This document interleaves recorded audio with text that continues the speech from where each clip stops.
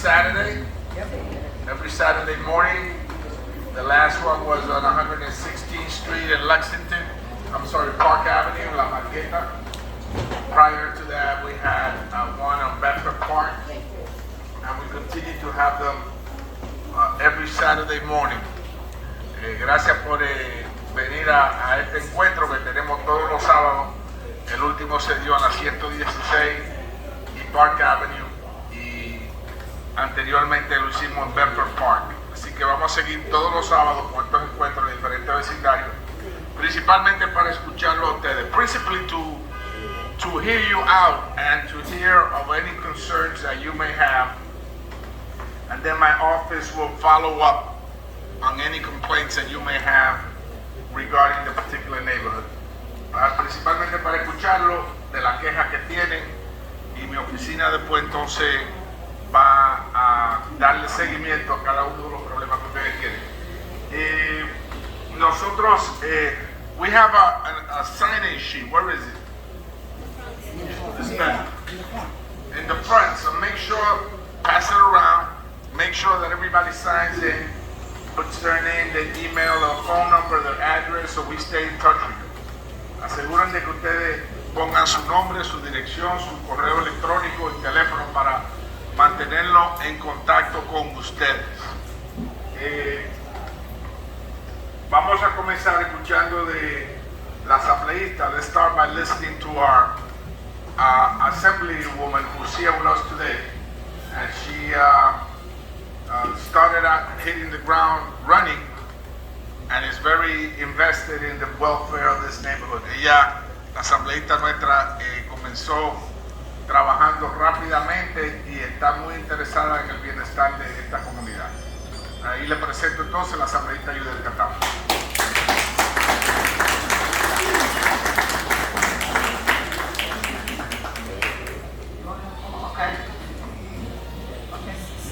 Buenos dias, good morning. As always, it's a pleasure to accompany our congressman in all this breakfast that he's been doing all around. The last one that he did was in Cambridge, in the area of Cambridge. He didn't mention, but I mean, it was a lot of people there with a lot of concerns. And this is the reason why he does it, because he wants to make sure that he knows what is going on in our neighborhood and how he could be helped and how we could actually move our community forward. But I mean, this is my district today, and many of the ones that are here are part of my district. Thank you for coming, and we want to hear your concerns. You know that we know what many of your concerns because you have told us, and it's the safety of our community. Is to keep us safe. Is not only the safety but also the quality of life. That's many of the complaints that we have, and I want to tell you that we are working on it. That we actually are working hard on it. We have the president of the 5-2 here, and she knows how hard they're working, and I know too, because I mean we work together trying to see how we actually bring the quality of life to our neighborhoods deserve. Yo soy la asambleísta Yudel Catapia y le doy las gracias al Congresista Adriano Espaillat por hacer estos desayunos que nos traen, que nos ponen juntos para nosotros traer los concerns que tenemos acerca de lo que está pasando en nuestro vecindario y qué nosotros estamos haciendo y cómo estamos ayudando y cómo nos estamos preocupando realmente por el bienestar y la seguridad de nuestros vecinos y de nuestros vecindarios, porque sabemos cómo está la seguridad en nuestras comunidades y estamos trabajando fuertemente con el precinto 52, que tenemos a la presidenta del community del CEO del precinto 52 y trabajamos también con el precinto 46 y el 48 para nosotros hacernos seguros que la calidad de vida de nuestros vecinos la podamos mantener y la podamos mejorar grandemente, porque sabemos que los veranos siempre son difíciles con las bikes. Ya yo recibí, I just heard already the complaints about the motorbikes and the bicycles and on all the dirt that we have in our streets. Y sabemos lo que pasa en el verano. El verano siempre es conduciente a que nuestros jóvenes salgan a la calle y están en un lugar bike, pero se está tomando realmente, we are taking the measures that have to be taken to try to ameliorate those things. Anything that you have in mind, any complaints, any concerns, any suggestions, today is the day for you to give it to us, so we can actually help specifically in what your concerns are. Cualquier recomendación que tengan, cualquier complaint, cualquier cosa que esté pasando en su vecindario, el momento de decírnoslo es ahora para que nosotros podamos conjuntamente trabajar para tratar de solucionar esos problemas. Así es que gracias por estar aquí. Thank you for being here. Thank you for listening to the polling of our congressman, and enhorabuena.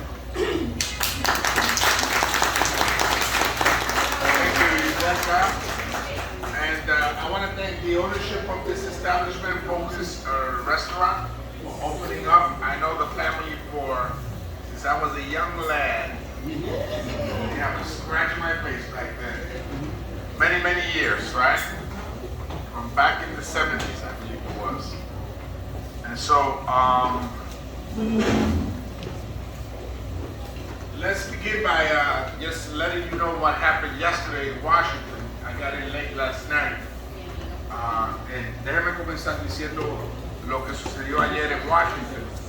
As you know, we have been fighting for several things. One is to have a gun control, right? The control of weapons and the flow of weapons into New York City, which continues to be a problem because they come from Georgia and South Carolina, North Carolina, from the South.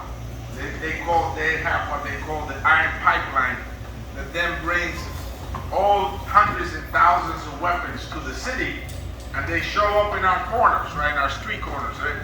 You hear about it every week, and so in order to address crime, we also have to address gun control, right? And one of the things that we worked on yesterday was, let me say it in Spanish, una de las cosas que estamos trabajando es tratar de ver cómo limitamos el flujo de las armas que vienen de estados como de Georgia, del sur de Carolina, del norte de Carolina, y suben aquí a Nueva York y se aparecen en una esquina de nuestro vecindario, ¿verdad? Y leemos de las muertes y de las balaceras que suceden, por esas armas vienen de esos estados. Entonces, ayer yesterday we passed in the House the assault weapons ban, right? That's very important. Ayer nosotros aprobamos limitar la venta de armas de asalto, de armas semiautomáticas. It makes no sense, there's no reasoning why somebody should be walking around with a machine gun, right? That's a weapon of war. And it was intended for the Army and the National Guard, but not anybody walking around our corners, right? And so you see these horrible shootings that occurred in our schools and in our supermarkets, etc. And that's because people have access to assault weapons. And so we passed it yesterday, just before we left, an assault weapons ban. Now it has to go to the Senate, and their feet will be held to the fire to pass that piece of legislation. Ayer nosotros aprobamos esa ley importante porque son las armas semiautomáticas que utilizan en esas masacres que se están dando hoy en día. Prior to that, we had passed legislation on controlling other aspects of guns. Ghost guns, which is my bill, which is a new form of a weapon, the weapon of the future, they call it, which is a kit that you get at home via the mail, and you assemble it, and at the end of the day, like President Biden said, if you assemble furniture, you have a dining set at the end of the day. But when you assemble a ghost gun, you got a 9mm in your hand. And they're untraceable. All you need is a fire. You don't have a serial number, etc. And so ghost guns are now going to be held accountable, just like any other weapon. Las armas fantasmas que se asemblan en la casa no tienen número de serie, no se pueden rastrear. y por tal razón las personas la piden por correo, la asamblean en la casa y al fin del día tienen una pistola de 9 milímetros.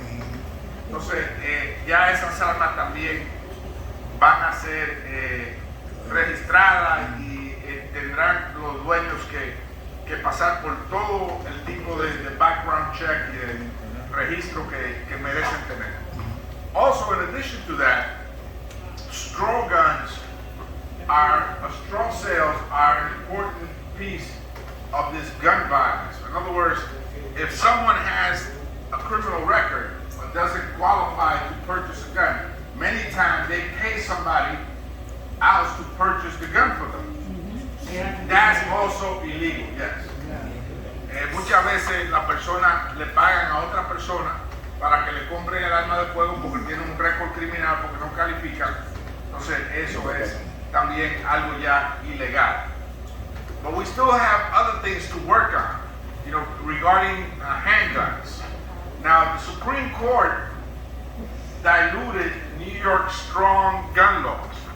La Corte Suprema realmente debilitó las leyes de control de armas del Estado. In New York State, for example, it was very tough to get a permit. So, for example, you had to establish maybe that you were a store owner and that you handled a lot of cash, and then at a certain time you had to take that cash back home, or you were a former police officer that made a lot of arrests, and therefore maybe you have some folks out there that want to hurt you. That's what it took. And it took years for you to get a permit. And you had to conceal your weapon. You couldn't carry a Glock or showing it to everybody. Well, the Supreme Court struck that down, and now New York State is working to repair that, to counter that, right? Because now the Supreme Court made it easier for people to get a gun permit. La Corte Suprema lo hizo más fácil que para que las personas consigan los permisos de arma de fuego. Por ejemplo, en el pasado, el Estado de Nueva York tenía y tiene leyes muy duras. O sea, si una persona es dueño de un negocio y maneja dinero cash, tiene que aplicar y esperar mucho tiempo. Si uno era un ex policía o a lo mejor oficial de correccional, podría aplicar para portar un permiso de arma, pero no era fácil. La Corte Suprema ahora prácticamente lo ha hecho muy fácil. Y el Estado, our state government and our governor and your assemblywomen are working hard to counter what the Supreme Court has done. Okay, so this is important because this is all part of the gun culture in New York City, right? It's not that simple. People think it's just violence, but it's got a bunch of tiny little issues that all together must be addressed, right?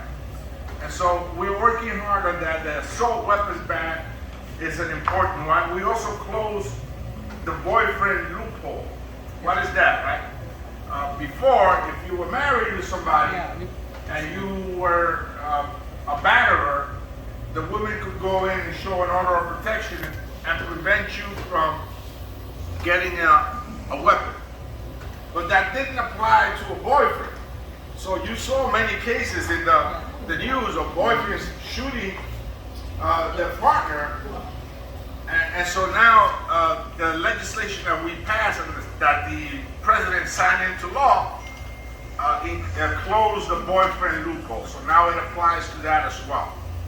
And so if you have an order of protection from a court, you shouldn't be allowed to carry a weapon, not even a pocket knife for that matter. Right? So those are the issues that we worked on. And yesterday, as I said, we passed last night the assault weapons ban. We also did some stuff regarding the environmental issues and healthcare, right? On the healthcare front, we were able to give consumers and advocates the ability to negotiate for drug prices, prescription drug prices, right? There are 10 prescription drugs that now you're going to be able to negotiate down their costs. Insulin, we're trying to get insulin on that list, okay, because it's very expensive. and a diabetic often has to like ration his or her insulin because of the cost. Only take maybe half the dosage today and the other half tomorrow. That shouldn't be the case. So, nosotros también en términos del cuidado de salud, ayer aprobamos una ley que vamos a poder negociar los precios de la medicina, que es muy importante porque están muy altos. Y a veces que las personas, particularmente los envejecientes, tienen que sacar de su bolsillo un copayment para pagar la medicina que les salva su vida. So that's one of them. In addition to that, in addition to the ability to negotiate the price of the prescription drug itself, you know, there's going to be free screening for seniors in many areas that were not covered before, right? And the co-payment is going to be capped at $2,000 a year. So you're not going to have to dig into your pocket for over $2,000. También el co-payment va a ser limitado a $2,000 por año. O sea que usted no tiene que buscar en su bolsillo más de $2,000 por año para pagar la medicina que le prescribe su médico. So that's an important piece. We got to do more in it. We also extended the Affordable Care Act, which is Obamacare.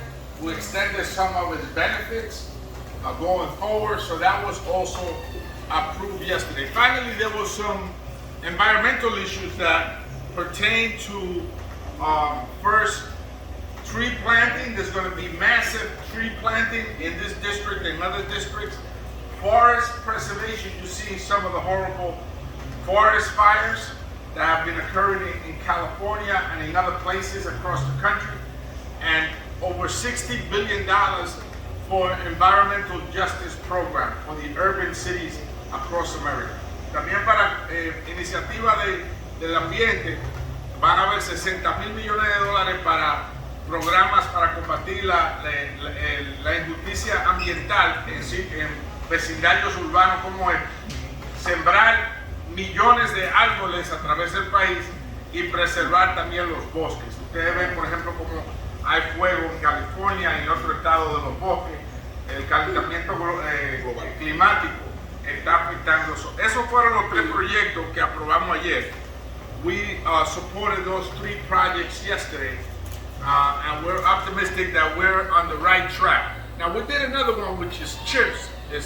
Chips is very technical. It's semiconductors, right? Semiconductors are like your computer. In your car, if any of you try to lease or buy a car, you have to wait a long time now. Like sometimes they tell you don't get it. Your car is going to come in 3 months because we're not producing semiconductors. And we're really held at the mercy of China and other places that are, and Taiwan that are producing them.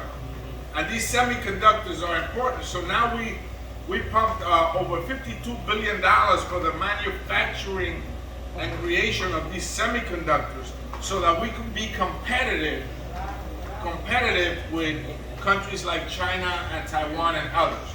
And so that's going to generate jobs, and it should free up the market so we can be competitive once again. Los semiconductors son piezas de tecnología que ustedes encuentran en su computadora, en su vehículo. La milicia también la utiliza, y nosotros ya no lo estamos produciendo y estamos realmente a la merced de China y otros países que lo producen.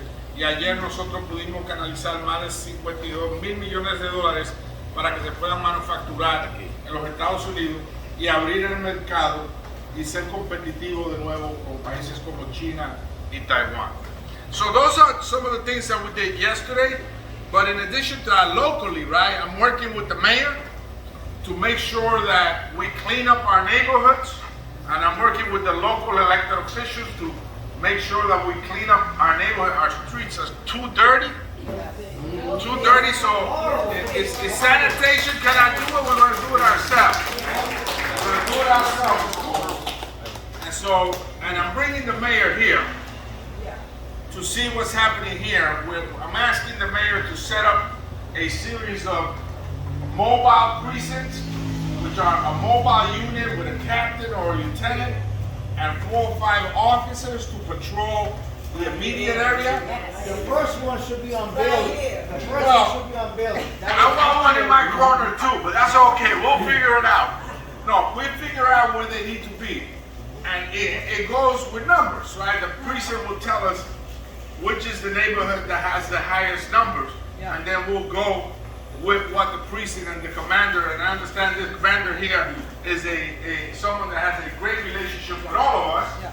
Right, and so we'll sit down with the commander, and I'm going to ask the mayor to come and walk here with us, as I did down on 137th Street when we had the incident with the bodega worker, and then subsequently the death of a 14-year-old. Okay, but you know, that neighborhood was impacted by 2 deaths relatively soon, like 2 or 3 days apart from each other. And so the mayor walked with us in that neighborhood, and he's now setting up, as he did on 125th Street in Harlem, a mobile precinct, and I'm pushing for him to do that. Furthermore, on early September and September, I'm going to bring the Secretary of Labor to the Kingsbridge Armory. The Kingsbridge Armory, there are 2 major projects right here in the Bronx, right? One is the Kingsbridge Armory, which has been around, dragging around for far too many years, but I'm going to make that happen. We're going to work together to make sure that it happens, that it finally happens. Right? Is it going to be a hospital? No, it's not going to be a happy dream. We're going to go back to the table and we're going to listen to everybody, but it should be a project that generates hundreds, if not thousands of jobs, right? That's a huge facility. You can fit 3 football fields in it. Yes. Uno puede poner 3 terrenos de fútbol adentro. Y al principio de septiembre yo voy a traer secretario de trabajo para ver qué proyecto puede ir ahí que genere miles de empleos, no cientos, miles de empleos. The other project is Fordham Landings, right here, right down the street, right? The waterfront project, which is very exciting, and we got to engage Fordham Hill and this neighborhood in the discussion so that it's something that will enhance the value of the property owners there. We need people with money in our district so they can spend it. We need a balance. We just can't have abject poverty. You know, poverty yields more poverty. We need people with money in their pockets so they can come to the stores. I agree with you. No more shelters.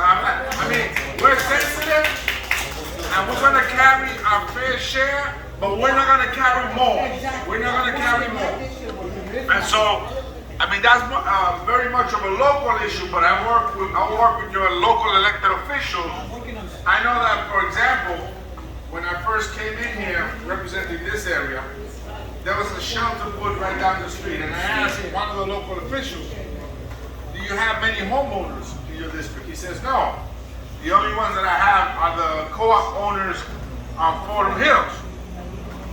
And I said, well, that's good because you have people there that maybe have $10 in their pocket and they can spend it. So what are you going to do? Put a shelter now in the corner so their property value can go down and they move out? Yeah, the values. So no, absolutely not. We're going to work together to make sure that happens, that the homeless issue is also addressed. We're not insensitive towards that, but we're not going to carry more than we should. And so I'll work with your assemblywoman, our fair share of those issues, right? And so también está el proyecto de Fordham Landing que se va a dar ahí al final de Fordham, a la orilla del río. 3,900. Yeah, 3,900 units of housing. 30% are going to be affordable. 30% are going to be affordable. I'm fighting for 20%. 30% are going to be affordable housing, and 20% I'm fighting to be affordable home ownership. And the businesses that are going to be there also are going to be part of the community. The staple from the community, for the restaurant, for example, they're going to be part of the business in there. There's going to be a lot of entertainment. There are going to be 2 schools that are going to be within that construction. And there are going to be many other things that we are going to be talking to you, because we need a lot of feedback from you and exactly what things we can do there and what cannot. But the main thing, we're gonna have at least 50% of the units that are gonna be there are gonna be affordable housing, and it's gonna be a mixed unit. That we're gonna have up to 150 AMI homes for people. All right, so that's an important project that should help us bring some money to the district, investment to the district, so people can go to the local stores and shop, so people have a sense of ownership, right? When you have a sense of ownership, you take care of what's yours, right? And so that's important that we continue to promote ownership. Cuando uno tiene una propiedad, uno la cuida y uno tiene más precaución sobre lo que sucede ahí. Por tal razón, el proyecto que viene ahí, que son más de 3,000 unidades de vivienda a la orilla del río, esperamos que la mitad sean asequibles, pero que también haya un componente de dueños, ¿verdad? De personas que tengan acceso a ser dueños de su propio apartamento. So we're working with that. That has not kicked off yet, no ha comenzado todavía, pero nosotros lo vamos a mantener a ustedes al día. We're going to keep you abreast so that you know exactly, and that your voice is a part of that decision-making process, okay? There's a lot more that I could talk about, but we came here to listen to you, the Assemblywoman and myself. Tomorrow is the Bronx Dominican Day Parade, right? Yes. So you're all invited to, whether you're Dominican or not, you're invited to dance on merengue and bachata, and Rachel will teach you anyway. Anyway, so now we're going to listen to you. We're going to take questions.